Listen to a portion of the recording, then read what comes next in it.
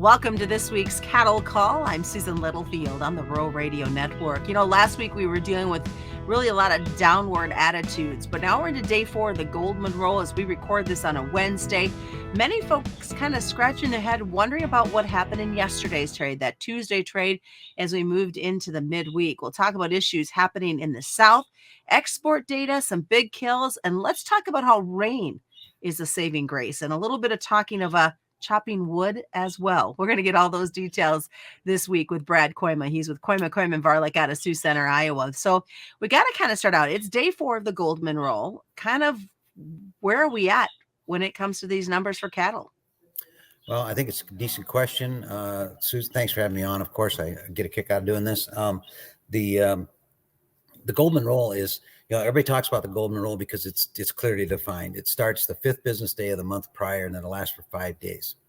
You'd think by now we'd all understand that, and I think most of us do, and prepare for it. The big trader prepares for it. So what has been particularly interesting, at least to nerds like me about this sort of thing, is that we've taken a lot of open interest out of the June cattle. So the Goldman Roll, if you don't know, that's when they sell the front month and buy the next month. They just move their long position forward.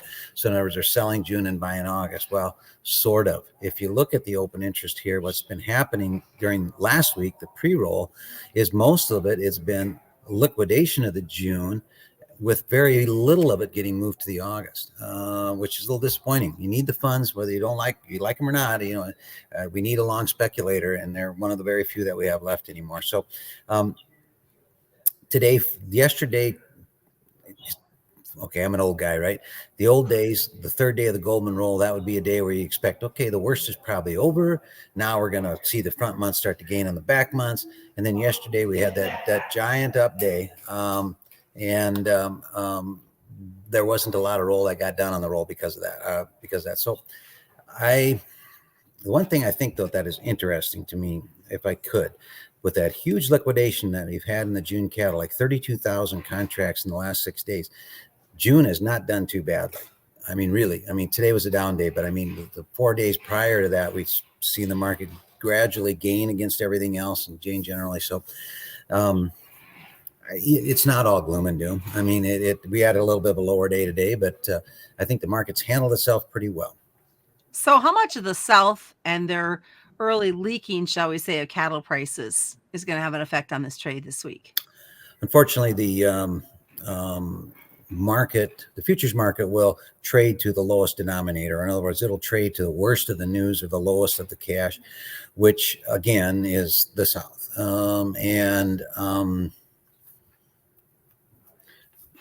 Brad pondering how not to make this a disparaging comment. Okay, so they're basis traders, they claim. They say they're all hedged, they claim, right? They're all formula guys is what they are, and they don't negotiate anyway. But anyway, the handful of cattle that the packer does negotiate, which, by the way, does set the standard for where the formulas are based on, it seems like they're very willing sellers because of a weak basis like this. So it is what it is. I thought, now, if we had done this yesterday, you could have, all your listeners would all say, yeah, look at that. Look how wrong Brad is. Because yesterday and even this morning, well, in the North, we're getting steady bids. I passed 175 for calves. That's what I could have got last week. Okay. There was some 177 traded on old crop cattle. That's fully steady. So I was kind of starting to get, well, hey, maybe instead of being 2 to 3 lower every week like we have for the last 3 weeks, maybe we're going to finally, show a little resolve, put a little bow in our neck and say, you know what? We don't have to trade cattle here because we're current enough. Unfortunately, I think what happened during the session today, when there was some rumors that there was some 170 traded in the South. And of course, I'm on the horn trying to, is that for real? Yeah, no, we're just getting bid. We're passing it so far.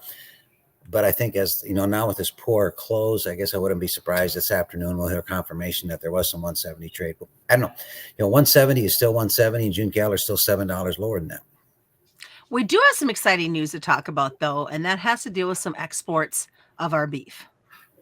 I think every time I do a program like this, I get asked somehow, directly or indirectly, well, but what about demand, Brad? How, are we going to price ourselves out of the market? Yada yada. And to your specific question, I see no sign of that yet. Now, will we, will anyone? No, we'll probably see it after it's past this, where all of a sudden we see this backup start. But so based on the 2 week ago data, which is the most current we get relative to that, 10.9% of our production, beef production for that week went for export. That's a big number. Most of us cut our teeth on 5%. I mean, that we're trading a lot of export beef. Okay. The domestic demand, the last little while here, and I don't think it's a coincidence, the last week or two, I see some of these middle meat cuts, the ribeyes, the strips, the high end stuff. They've come up a long ways in some retail spots. Now, some of that is because of the calendar. It happens every year, whether you've got an oversupply or an undersupply. I mean, they price it because they know they can sell it that way. Mm-hmm. And Mother's Day, we've talked about all this, how the demand is perfect coming in this next time. So I see no pushback, whether it's the export thing seems to be alive and well. And I think you got a growing international economy. You got China, for instance, they got a growing middle class. They're finding out there's more to live in than China and pork or than rice and pork. So at this point, that side of it doesn't demand me, or that side of the demand thing doesn't bother me. I'm more bothered about if there's indications of, like, say that there would be a major recession or something coming, which that's above my head too. Yeah, mine as well. Let's talk about the fact that rain has kind of been the saving grace for many folks. We look at the panhandle of Nebraska, some areas of Kansas, getting some much needed rain, which is going to green up some pastures. I have a high level of empathy for these people that are losing what, can be, for many of them are multi-generational, where they've built this herd forever and have drought steal it. And so, yes, I hope that this has come in the nick of time for some of these people. And, as specifically as an analyst, what does this mean? Well, then it always speaks to the macro that you and I have talked about for months. And that is, are we going to get enough moisture that we start the heifer retention? Okay, that we stop the cow liquidation, and even more importantly, last year's slaughter was by 7% a record, more heifers of the percentage of heifers fed as compared to steers. We fed more heifers than we had ever fed.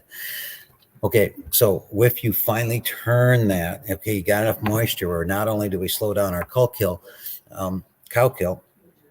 that we also decide to retain 20 or 25% of those heifers to rebuild our herd back to where they were. That's where that noose gets tight. That's the 2014, big bull market type scenario. I think it's coming. I think it's a little different this year because of, the North got a lot of moisture. You talk about the Dakotas, Montana, Colorado, most of Wyoming, most of that area has got quite a bit of moisture, and I'm pretty confident they're going to go back into the restocking thing.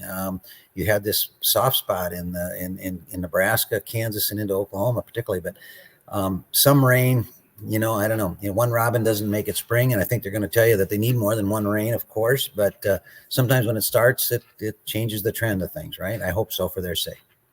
All right. Finally, as we wrap up, let's talk about this chopping wood, and we're going to have to do so for just a few more weeks. You got a market that every morning there's bullish news and there's every morning there's bearish news. Guess what?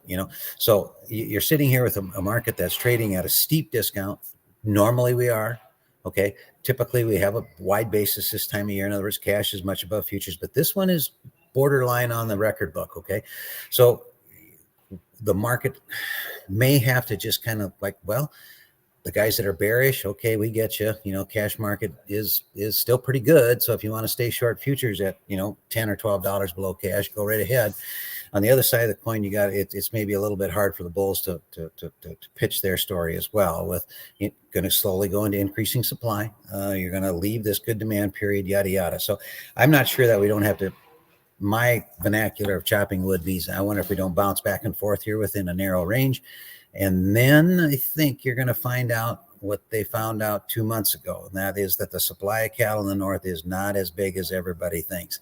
And then I think, we'll catch someplace, and after making a kind of a normal early summer low, then we'll see what the market will bear in terms of going higher into the fourth quarter. All right. Sounds good. We'll catch up with you next week, see what the markets do between now and then. Sounds good. Joining us, of course, has been Brad Kooima. As we always remind you, commodity futures and options do involve a substantial risk of loss not suitable to all investors. And that's this week's Cattle Call. on the Rural Radio Network.